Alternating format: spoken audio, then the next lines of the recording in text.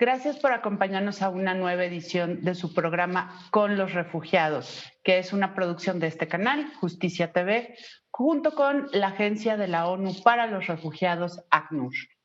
Hoy vamos a trasladarnos virtualmente a la frontera sur de México para hablar acerca de cómo se ha vivido en colaboración y en coordinación el combate a la pandemia y en particular a la emergencia por COVID-19.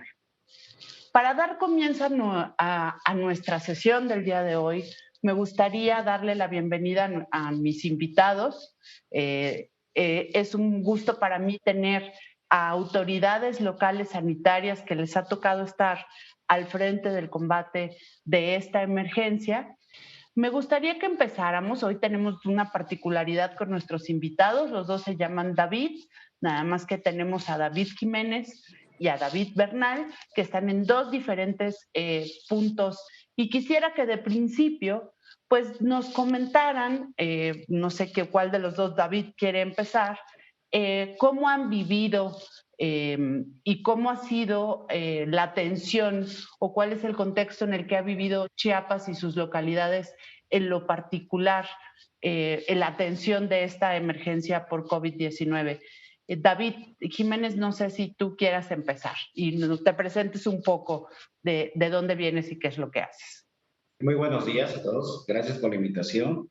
Su servidor soy el doctor David Jiménez Portillo. Estamos a cargo de la coordinación de atención a personas migrantes y situaciones de desastres. Esta es una coordinación piloto a nivel nacional en el Distrito Sanitario 7 de Tapachula. La intención es que esta coordinación sea implementada en todo el país. Fue derivado a raíz de las caravanas del finales de 2018 y ante la demanda que normalmente la zona donde está ubicado el Distrito Sanitario, que es Tapachula, ha sido, todo el Soconusco de Chiapas, ha sido una zona de tránsito para la población migrante. Hoy, como sabemos, México ya es parte no solamente de un país de tránsito, sino hasta de destino. Históricamente, esta zona del Soconusco pues, ha contado con población migrante centroamericana, inclusive en muchos de los municipios. Si tú preguntas con alguna de las personas, su bisabuelo o abuelo tiene descendencia centroamericana. En cuanto a la situación del COVID, como en esta zona ya la coordinación a cargo de su servidor, ya veníamos trabajando en contexto y en coordinación precisamente con ACNUR y con las otras agencias de la ONU, se ha facilitado, ¿sí?, al trabajo conjunto con estas agencias y algunas otras ONGs, ¿sí?, para la atención a la población migrante. Los protocolos de atención, actualmente en la ciudad tenemos 3 albergues, uno a cargo de la Iglesia Católica, es el albergue Belén, otra iniciativa privada que es el albergue Jesús el Buen Pastor, y la Hospitalidad y Solidaridad, que propiamente es financiado precisamente por ACNUR. Y los otros 2 refugios, uno para niños y niñas, por el DIF estatal, donde se alberga a los niños asegurados por el Instituto Nacional de Migración, y el DIF municipal, que es donde actualmente se refugia a las niñas, ¿sí?, por aseguramiento. Todos los albergues, en todos los albergues se han implementado protocolos de ingreso, ¿sí? Al ingreso en todos estos albergues contamos con servicios médicos propios del albergue o bien de la Secretaría de Salud para la valoración e inclusive los niños que son enviados por el Instituto Nacional de Migración ya tuvieron una valoración previa por los médicos del Instituto Nacional de Migración al envío del DIF. Inclusive con los albergues que les contaba que no son del DIF, tenemos médicos dentro de ellos, tenemos una zona de aislamiento para los posibles casos de COVID. Al inicio de la pandemia tuvimos un matrimonio en el albergue Belén, que exitosamente fue dado de alta con apoyo de ACNUR, inclusive para su aislamiento en un hotel de la ciudad. Y los otros 2 casos que hemos tenido, afortunadamente también contamos en todos los albergues con un área de aislamiento. Ante cualquier paciente niño o adulto con sospecha, en este caso enfáticamente la persona adulta, o algún signo o síntoma, ¿sí?, inherente a COVID, pues este paciente es aislado, ¿sí?, con todas las atenciones y seguimientos pertinentes. E inclusive durante su caminar tienen la apertura de todos los centros de salud, ¿sí?, durante las atenciones durante el recorrido de la costa del estado, inclusive en todo el estado de Chiapas, ¿sí?, y no solamente Es muy interesante toda esta atención de manera tan integral que se le está dando en el estado. Y yo quisiera ahora, David Bernal, si nos pudieras platicar un poco cómo ustedes lo están viviendo desde otra localidad en Chiapas, cómo se ha dado esta coordinación y también cuál ha sido, digamos, el ambiente local o cómo se ha vivido la atención a la emergencia, porque sabemos que Chiapas ha tenido el gusto de estar en semáforo verde por un tiempo largo, ¿no? Más que la Ciudad de México, por ejemplo. Definitivamente, buen día, gracias, como he mencionado ahí, por la invitación. Hablar de toda esta parte de los servicios de salud, y lograr esta cobertura, pues es difícil, ¿no? Tendríamos que ver la historia de cómo empieza un municipio, cómo empieza una población para poder ver un FODA, cuáles son sus debilidades y cuáles podrían ser sus fortalezas. Yo tuve la oportunidad de regresar a este municipio en el 2000 y todavía el flujo de migrantes era poco. Era poco porque fueron arreglándose poco a poco nuestros puentes, nuestras carreteras. Antes ir hacia la ciudad capital costaba trabajo. Y como se fueron estableciendo rutas, fueron abriendo el puerto fronterizo, el Ceibo, que tenemos 40 kilómetros nosotros de frontera que compartimos con Guatemala, porque bien lo decían, el punto de entrada era por Tapachula, ya muy característico.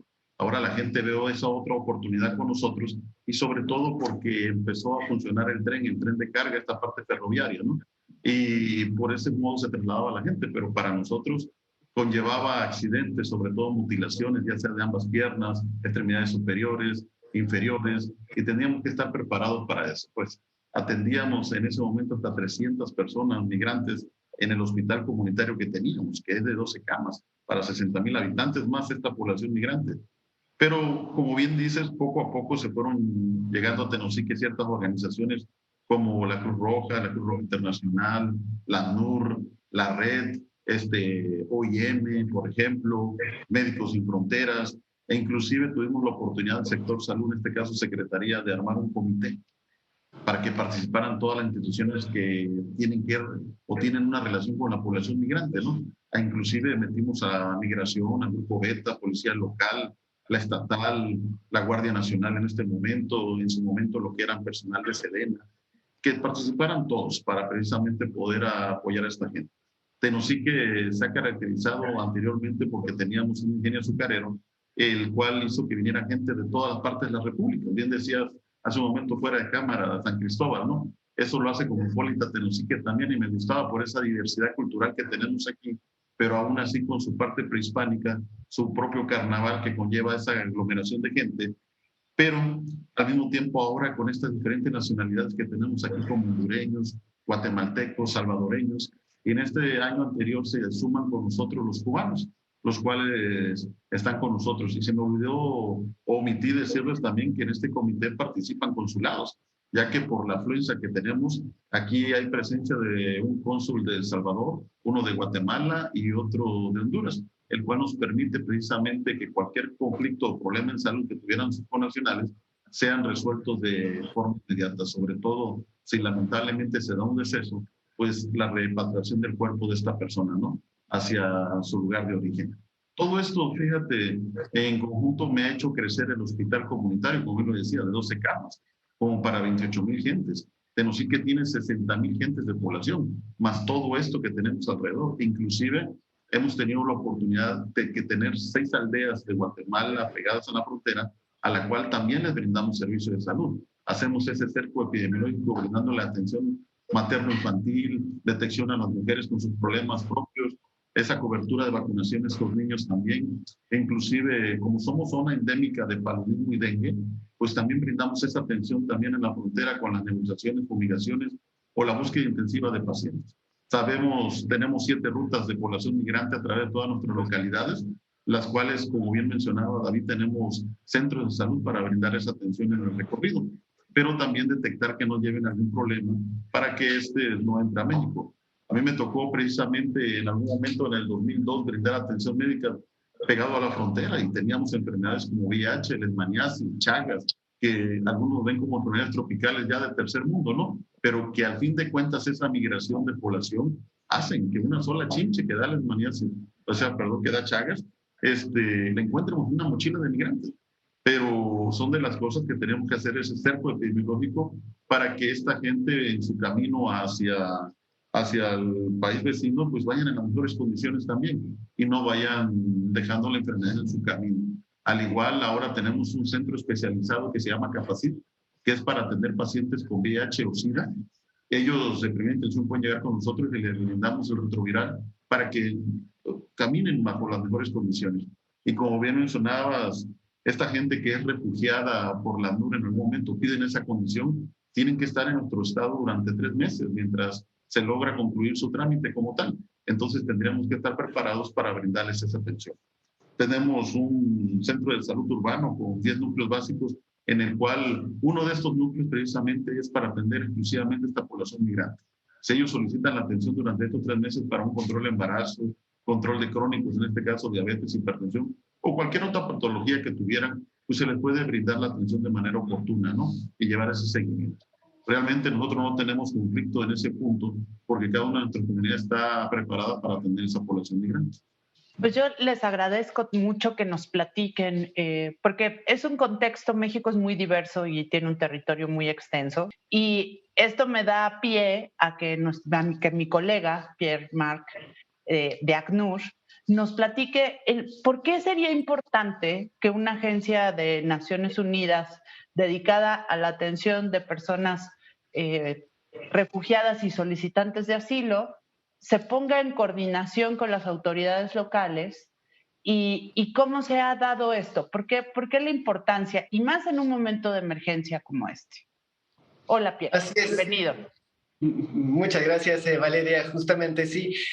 Bueno, ya como lo saben, el sur de México, Chiapas y Tabasco son las principales puertas de entrada a México para las personas que están llegando a México, tanto migrantes como refugiados y solicitantes de asilo.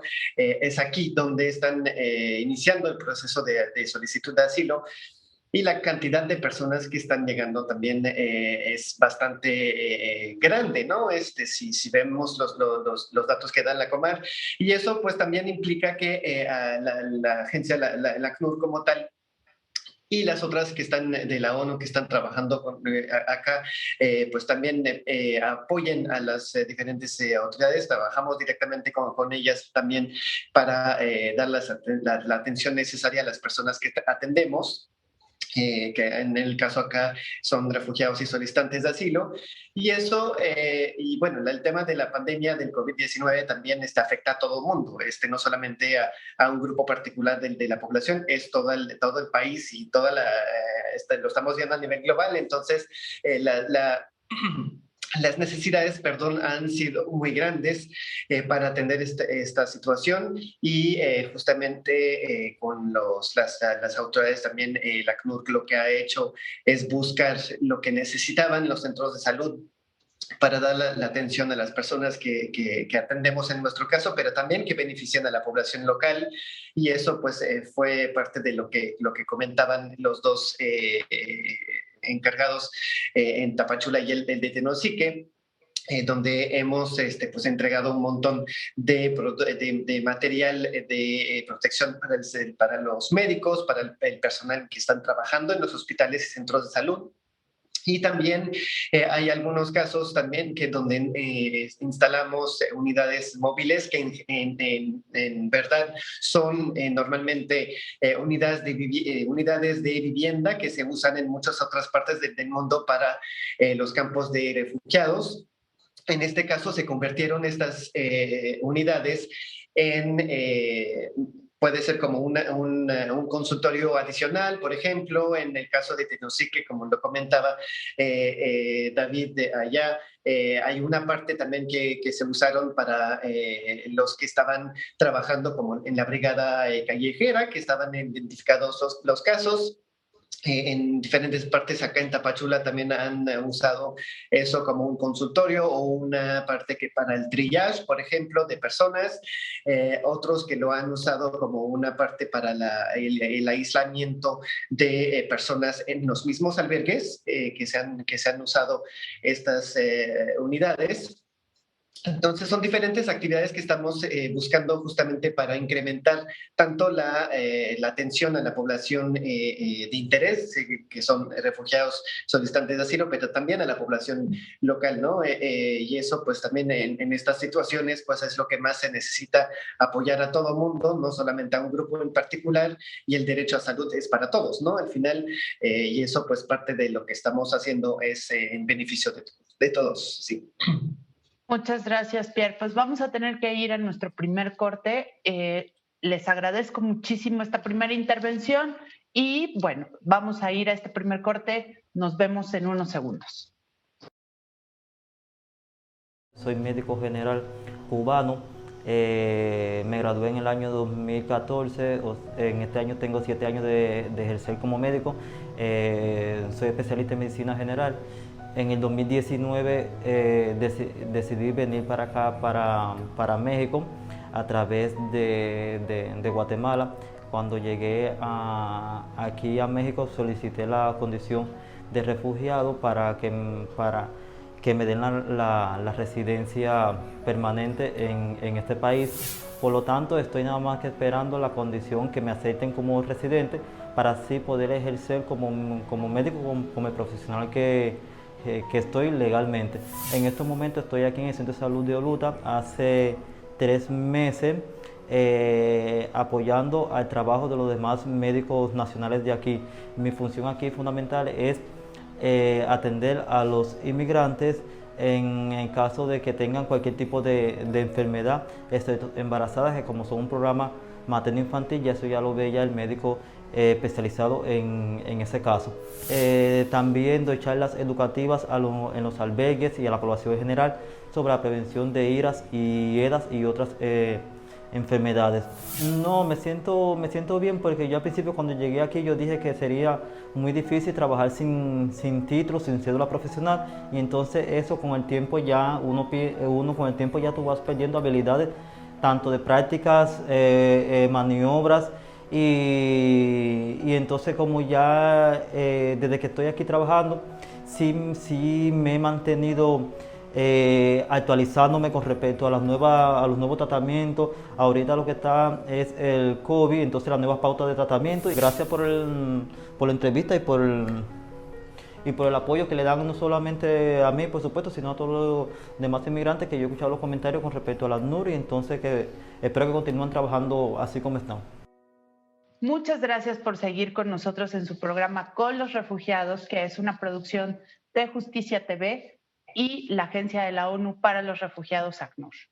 Hemos podido ver en este regreso del corte un pequeño video que nos muestra testimonios de personas ya refugiadas, médicas y médicos, que están colaborando o están en proceso de ser personas refugiadas, son solicitantes en este momento, que están colaborando ya de manera directa en la atención a la emergencia por COVID-19.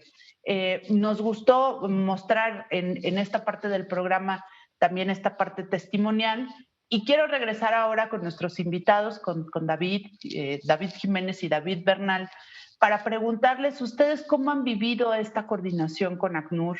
Si pudieran darnos una parte un poco más detallada de lo que ya comentaba en el anterior bloque mi colega Pierre, en relación a por qué ha sido importante esta colaboración y cómo ha beneficiado esta colaboración a la atención de las personas en sus localidades. David Jiménez, ¿nos compartes su experiencia? Claro que sí. Antes que nada, pues agradecerle infinitamente a ACNUR y a las diferentes agencias de la ONU todo el apoyo que nos han brindado. Ha sido significativamente ese apoyo. En la ciudad contamos actualmente con los 3 niveles de atención. Tapachula es una ciudad de aproximadamente 500,000 de habitantes, entonces ya no es una ciudad tan pequeña como tal. Entonces la demanda, llegó un momento dado que llegamos a atender 70,000 gentes migrantes en la ciudad, de las diferentes nacionalidades. en el 2019-2020 entre africanos, asiáticos, de Cuba, Haití. Actualmente contamos con una población importante de haitianos, cubanos y centroamericanos en la ciudad. Y ACNUR y las agencias de la ONU han jugado un papel fundamental desde asesoría técnica hasta el apoyo en equipo técnico, equipos de cómputo, en su momento ventiladores para las clínicas COVID de Tonalá, Huixtla y Tapachula, con equipos de protección como son caretas, guantes, cubrebocas, batas y todo el equipo de bioseguridad para todos los brigadistas. Quiero mencionar, aprovechando lo que tú nos comentabas, el apoyo de ACNUR y la experiencia de la médico venezolana. Actualmente el Distrito Sanitario de Tapachula cuenta con 3 brigadas de migrantes de búsqueda intencionada de COVID, con el equipo de bioseguridad donado por ACNUR precisamente, con sedes en Mapastepec, una en Tapachula y otra sede en Suchiate, independientemente de las brigadas contratadas por el Instituto de Salud propiamente del propio Estado, comandadas precisamente por gente vinculada a salud, médicos y enfermeras de diferentes nacionalidades, ¿sí?, que han hecho la búsqueda intencionada casa por casa, no solamente de COVID, porque aprovechamos, como decía el colega David, ¿no? Acá es una zona endémica de dengue y de diferentes enfermedades transmitidas por vector, ¿sí?, haciendo la promoción, búsqueda intencionada de embarazadas, diabéticos y hipertensos. Aparte del apoyo de las agencias, no solamente para la población que tenemos solamente Tapachula es la que figura en el mapa, pero son 16 municipios que tenemos a cargo del distrito, que es los diferentes municipios tienen gente migrante habitando en ellas.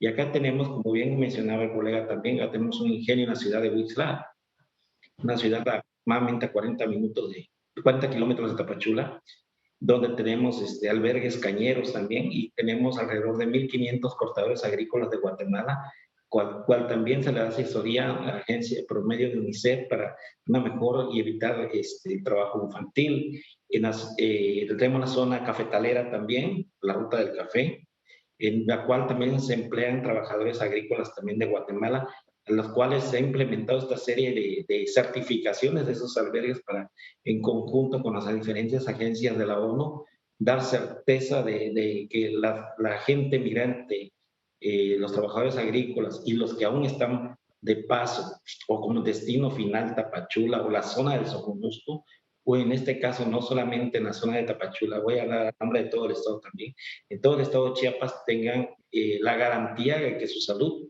está garantizada. Pero sí ha sido primordial el apoyo de ACNUR, definitivamente, desde el ojo de los pacientes para ir en un momento de los aislados hasta el ojo de la gente para que en un momento dado, quiero mencionar aparte de ACNUR, una secretaría que es nuestra aliada también en la Secretaría de Bienestar, en este caso con el programa del PESM, el programa de emergencia social, que es la que me da un apoyo que se le da a estas personas migrantes a estar involucrado para las brigadas de búsqueda intencional de casos de COVID. David, es muy interesante lo que nos dices, porque me lleva a preguntarle ahora a David Bernal, en el caso de Tabasco y en el caso de Tenosique, no sé si coinciden ustedes que para conservar la salud de la población local es muy importante que todas estas personas que están allí de manera temporal o de manera ya permanente también tengan acceso a la salud. No sé tú cómo percibes este tema, David. Fíjate que lo que refiere es correcto, no nada más es una política local, sino estatal y al mismo tiempo nacional. Ustedes saben lo que nuestro presidente pide y como para cumplir esto, pues es una tarea de todos, no nada más del sector salud, en este caso de secretaría. Como bien lo mencioné al principio, nosotros, al ser los únicos que veíamos esa población migrante, pues era una carga de trabajo muy pesada, ¿no? Al tener una población de responsabilidad y como bien mencionaban, una población que iba o en su momento se quedaba aquí. Entonces, ¿cómo garantizar estos servicios, no? Y desde que empezaron a llegar cada una de las organizaciones, pues yo soy muy feliz porque nos empiezan a ayudar en esto. En cuestión de los albergues, tenemos un albergue nosotros que se llama La 72. el cual podría albergar hasta más de 500 gentes. Pero con materia del COVID tuvimos que establecer un número real limitado y sobre todo aquí organizarnos con Médicos Sin Fronteras para que ellos llevaran esa atención médica y epidemiológica. Y vamos brindando precisamente a cada organización esta atención. Como bien mencionaba, cuando nosotros tenemos la oportunidad de brindarle atención a algún migrante y que por alguna condicionante no tengamos ese medicamento o ese laboratorio o ese apoyo diagnóstico, pues ellos pueden acudir con toda confianza a la ANUR y ellos de alguna forma económica o no sé cómo le hacen, le proporcionan este beneficio al paciente y podemos limitar el daño o prevenir precisamente la muerte por alguna de estas condicionantes. Al mismo tiempo, como lo mencionaba Pierre, pues también tuvimos esa oportunidad de estas casitas que en algún otro lugar le dan otro uso, pero en este caso nosotros como probables consultorios.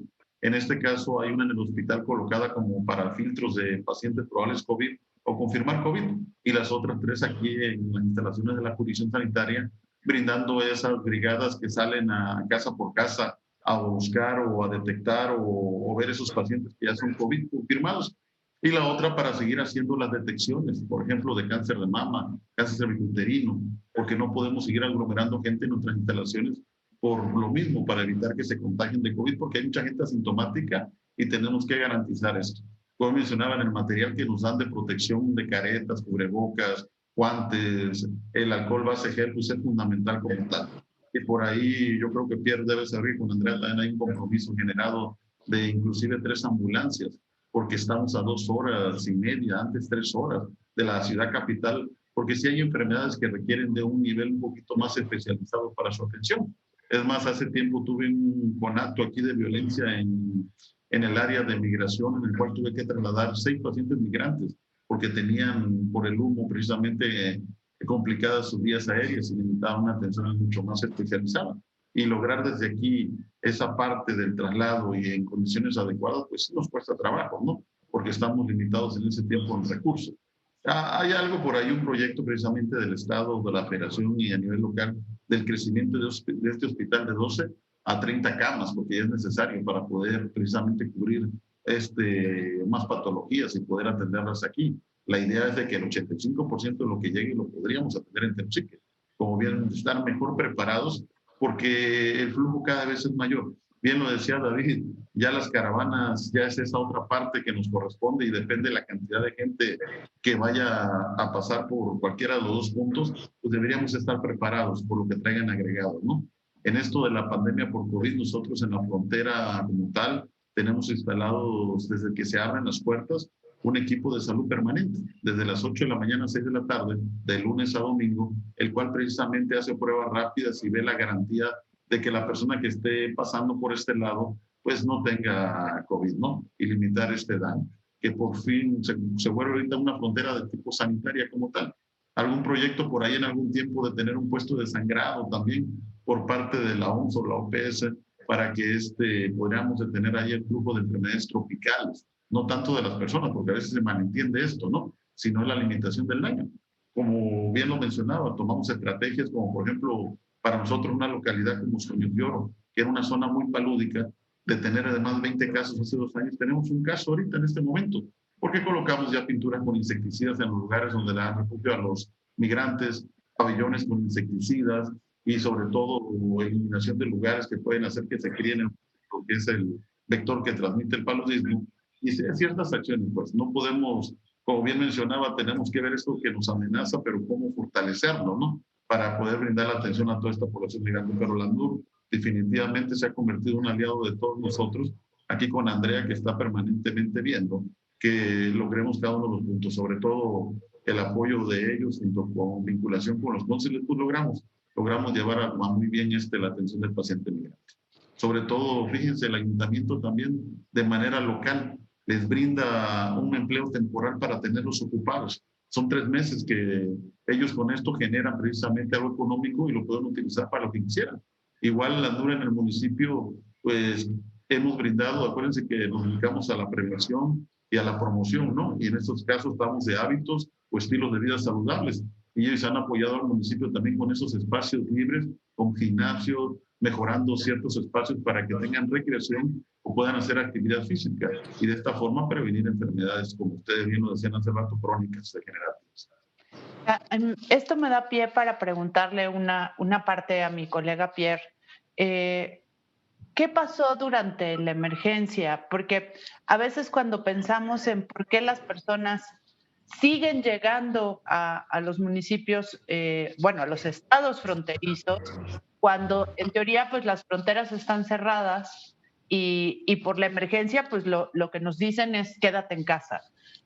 ¿Pudieras explicarnos un poco, Pierre, qué es lo que están pasando estas personas que aún en esas circunstancias siguen llegando a México y por qué?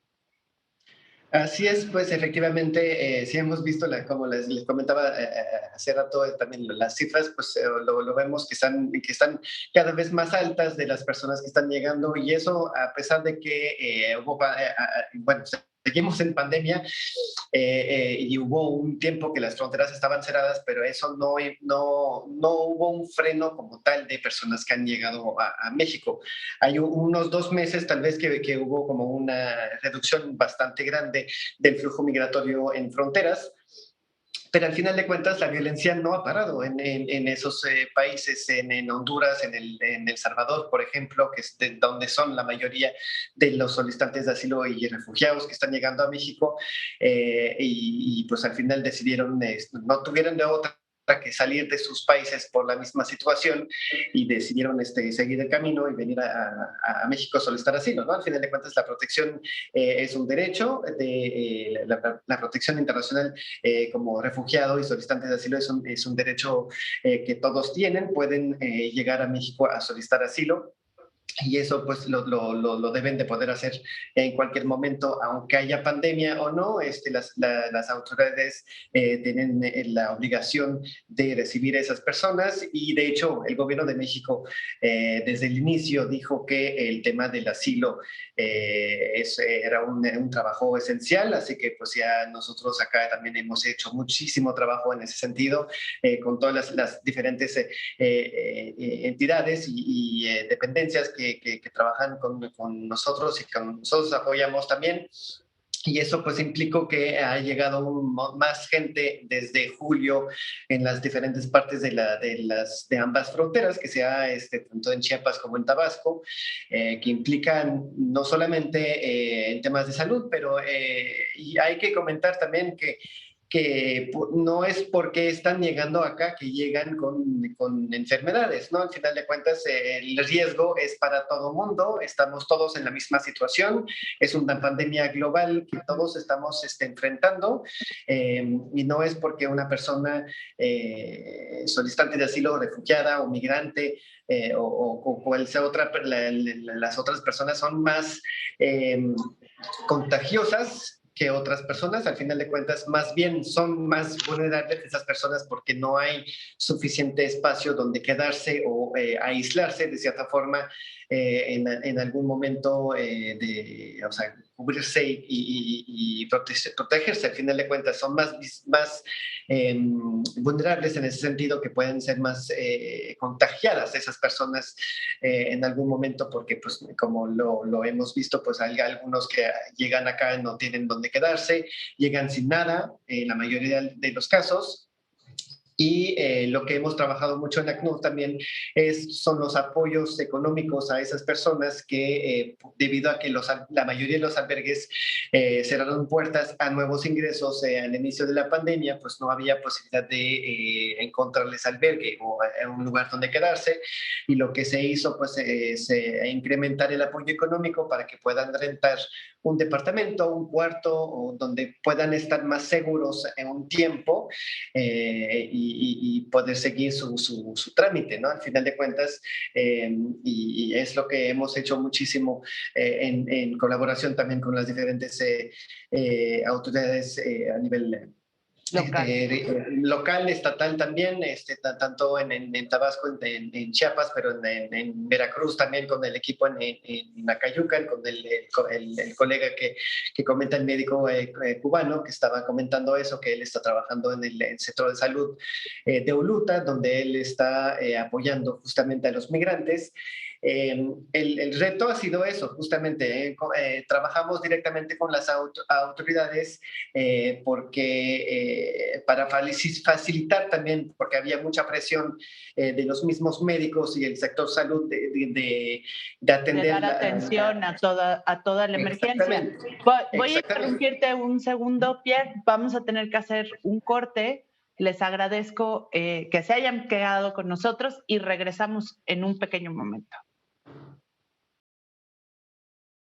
Muchas gracias por seguir con nosotros en su programa Con los Refugiados. Hoy estamos en un viaje a la frontera sur de este país para hablar de un tema muy importante y muy de coyuntura que tiene que ver cómo se ha atendido en la parte sur de nuestro país la emergencia por la pandemia por COVID-19. Y acaba de llegar una invitada, me da mucho gusto y quiero darle la bienvenida, un poco poniéndole en contexto en relación a lo que hemos platicado.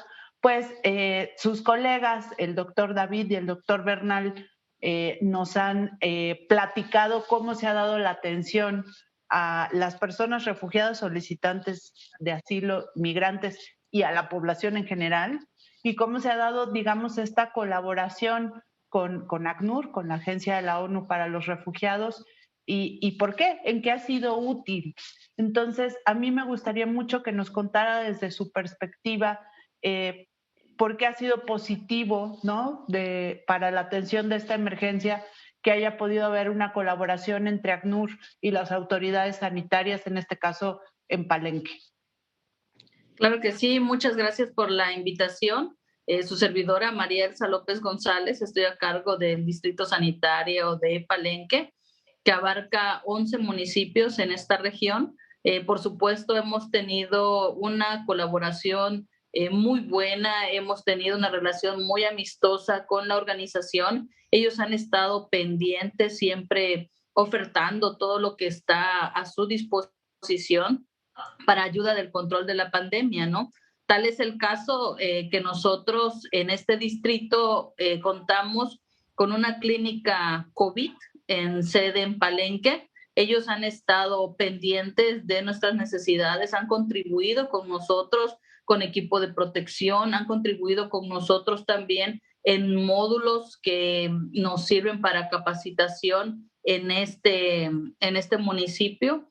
Y pues siempre en estrecha coordinación y relación, tanto para el abordaje de casos en específico que se presentan, como para el seguimiento de cómo se ha estado comportando la pandemia, tanto estadísticamente como en las intervenciones que estamos haciendo casa a casa, día con día.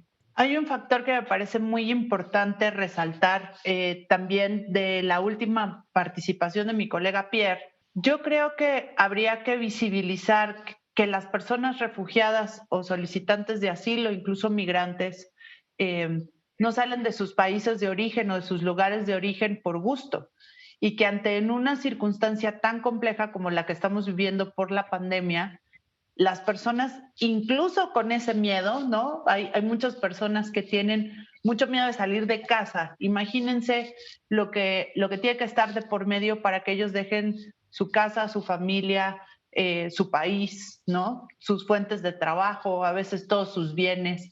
En ese sentido, preguntarles, ¿qué viene? ¿Cómo ustedes proyectan o piensan que va a ser a futuro cercano, me refiero, la atención a esta emergencia con estas personas que van a seguir llegando, que van a seguirse quedando por un tiempo de manera permanente en cada una de sus localidades?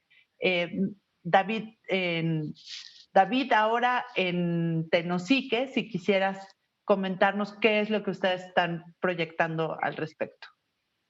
Fíjate que, como bien mencionaba Pierre, lamentablemente en los países de abajo es el tema número uno, la violencia. Y ante eso, pues cada quien cuida su integridad, ¿no? Y sobre todo salvaguardar la vida. Entonces, como bien mencionas, se han ido modificando poco a poco las leyes. Por ahí creo que ya participa tanto el DIF estatal como local y creo que nacional para poder salvaguardar a ese menor de 5 años, el cual también es migrante, porque ya no nada más es población joven la que migra, sino también de pronto adultos mayores o en su caso niños que tienen que viajar, y estos hay hay una garantía, porque hablaba él de vulnerabilidad, ¿no? La gente es muy vulnerable, sobre todo esta población, que habría que garantizarlos y a veces vienen con acompañantes. Y para evitar ese punto que él mencionaba de que no los estigmaticen porque puede ser población probable COVID, todos los lugares estén preparados, los albergues, los servicios de salud, para que el momento que ellos lleguen, ver la sintomatología y poder prepararlos y hacer esas pruebas rápidas, sobre todo, por ejemplo, en el albergue que tenemos aquí, la 72 de pronto al interior, que es otra organización, pues impiden la entrada de manera inmediata a las personas para poder como tal albergarlos o cuidarlos ahí si no garantizan que no traen COVID. O en su caso, cuando estábamos atentos nosotros, observar los 7 días separados del resto y posteriormente de juntarse con el resto del grupo ya cuando veían que no tenían probable COVID. Ahora ya se prepararon con una prueba de antígeno que es mucho más específica, es una PCR a fin de cuentas, y de manera rápida garantizan que los puedan atender. Aquí en Tenosique nosotros estamos preparados precisamente desde la pandemia, se nos dio la oportunidad de tener un hospital, reconvertirlo, tener un hospital COVID que el que lo sabe es una terapia intermedia o intensiva, porque tenemos que tener pacientes que así lo pidan un tubo por su problema pulmonar o cualquier otra patología que se le agregue. Tenemos marcadores inflamatorios, al mismo tiempo un tomógrafo móvil y en su caso también un laboratorio móvil para PCR, y ya no sufrimos con esa parte de tener resultado a los 5 o 7 días para tomar decisiones oportunas, sino en el mismo día tendríamos el resultado de este paciente, ¿no? Entonces, nuestro servicio de salud cada vez, dicen, se tiene que hacer más complejo para poder atender. Al estar separado, como mencionaba, de la cabecera municipal, en este caso de la ciudad, como tal, a 2 horas y media, donde están estos grandes hospitales para esta atención, pues se nos acercó los servicios aquí especializados a nosotros. Y mientras dure esta emergencia como tal, en el cual toda la población es vulnerable o susceptible de padecer el COVID, pero pocos son los que pueden fallecer por esta causa, que muy en específico en la actualidad, viendo la estadística, es nuestro personal de salud y la población mayor de 60 años. Por eso la cuestión de la vacuna, ¿no? Donde el gobierno está garantizando que la gente se vacune. Inclusive, yo creo que somos más de 105 millones de pobladores aquí en México, están haciendo la adquisición de vacuna de 137 millones. O sea, va a dar inclusive para la población que no es propiamente mexicana, pero se está priorizando ahorita en esos grupos de riesgo para disminuir. O sea, la vacuna en sí, no hay esa controversia, no va a prevenir que te enfermes, pero sí puede prevenir que el 85% más se complique o fallezca por esta causa, ¿no? Y esta es la garantía que tenemos que brindar en este momento. Y pues ahí vamos con las fases. Con las fases yo creo que todos están compartiendo esa parte conmigo, en donde se está vacunando al personal de primera línea que está en contacto directo con el COVID, y en este caso ya empezar esa vacunación del adulto mayor, que en mi caso no tengo población migrante de esa edad, pues todavía sigue siendo menor a 60 años los que están viajando, pero sí va aumentando el número de menores de 5 años, ¿sí? El cual tenemos que garantizarles atención también. En el caso, David Jiménez, ¿ustedes cómo ven que va a venir ahora la atención de la población en lo general, pero también con esta particularidad de la población migrante y refugiada? Mira, en las reuniones que hemos tenido en las mesas de seguridad, en las mesas humanitarias, hay un gran problema en Centroamérica, específicamente con Centroamérica. Aparte de la situación de la violencia, el año pasado tuvieron 2 huracanes. Entonces se quedaron devastadas demasiadas poblaciones de Centroamérica. Más el hecho de que en su momento se anunció de que el IVA, el ICR en la zona sur iba a ser menor. Muchas de las maquiladoras, se corría el rumor de que muchas de las maquiladoras instauradas en Centroamérica las iban a ubicar en Tapachula, en la zona de Tapachula. Entonces, la unamos violencia más que los fenómenos meteorológicos, más la falta de empleo, más que te digan que te van a quitar tu fuente de ingresos, porque las maquiladoras que están en Centroamérica, eso ha condicionado que el flujo de la población continúe hacia esta zona. La falta de expectativa que tienen con el nuevo gobierno de Biden, de que en un momento era de puertas abiertas, el flujo ha incrementado de forma significativa, no solamente de población centroamericana, hablamos de la población extracontinental como es la cubana y haitiana. Sí, las oficinas acá en Tapachula, que se han aperturado una gran cantidad de oficinas, tanto de migración como de Comar, que son los que en un momento dado dan el trámite de refugio, se ha incrementado significativamente el número de atenciones, ¿no? La atención ante el COVID, pues ya te comentaba la estrategia que tiene este distrito sanitario, muy específico, inclusive la inclusión de mucho de este personal en las brigadas de búsqueda, personal calificado, y que tenemos la instrucción de nuestro señor secretario, señor gobernador y el PRON del señor presidente de la República de la atención, no solamente al mexicano, ¿no? Sino es por igual a cualquiera que pise el suelo o territorio nacional. Porque tú lo mencionabas muy acertadamente, el hecho que yo tenga ese migrante con condiciones óptimas de salud me garantiza a mí de que el resto de la población nuestra goce de salud también. Estoy limitando los riesgos para que el resto de la familia, ¿sí?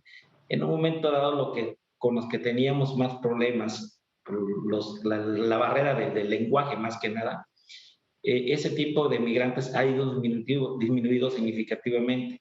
Hablo específicamente del africano o del asiático.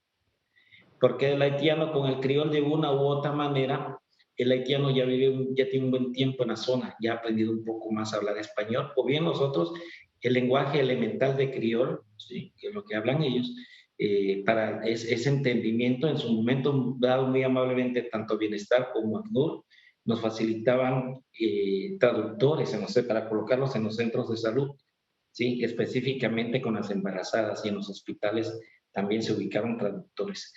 Entonces creo que los protocolos de atención ya están establecidos, ¿no?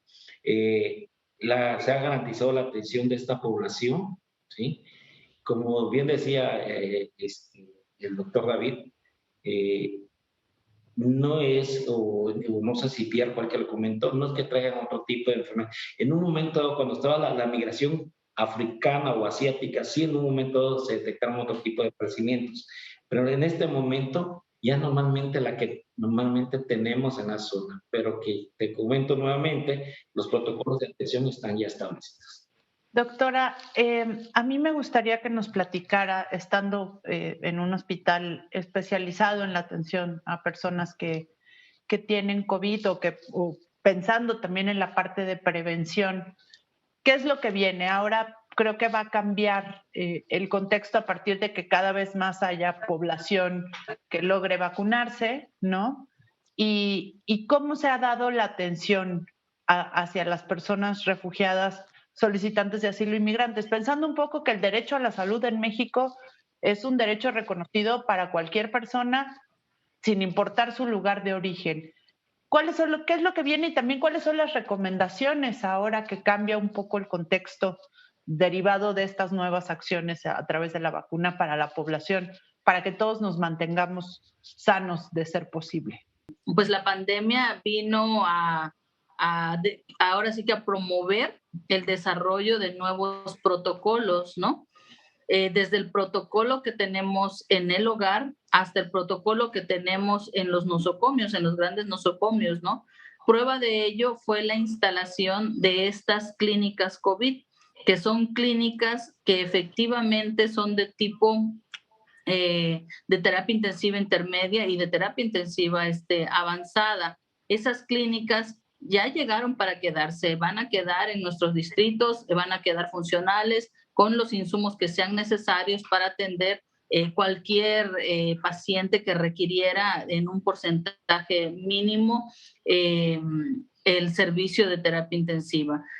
Sin embargo, las estrategias de casa a casa también las vamos a continuar. Tenemos que continuar. Sabemos que esta es una enfermedad que si nosotros dejamos de realizar alguna acción, nos va a repercutir en grandes resultados negativos en cuanto al control de la pandemia, ¿no? Y en cambio, una pequeña acción que podamos realizarla en tiempo y forma puede cortar la cadena de contagio. Tal es el caso de esta pesquisa que se hace casa a casa.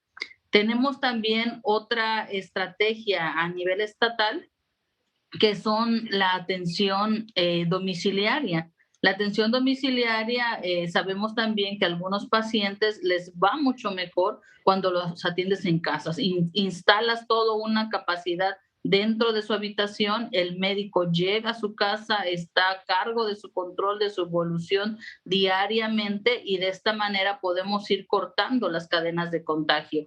Son un reto los movimientos, los grandes movimientos poblacionales, son un reto cuando tenemos una fecha conmemorativa, pero es ahí donde se tiene que entrelazar todas las instituciones para que cooperemos y de alguna manera ayudemos al control de este movimiento.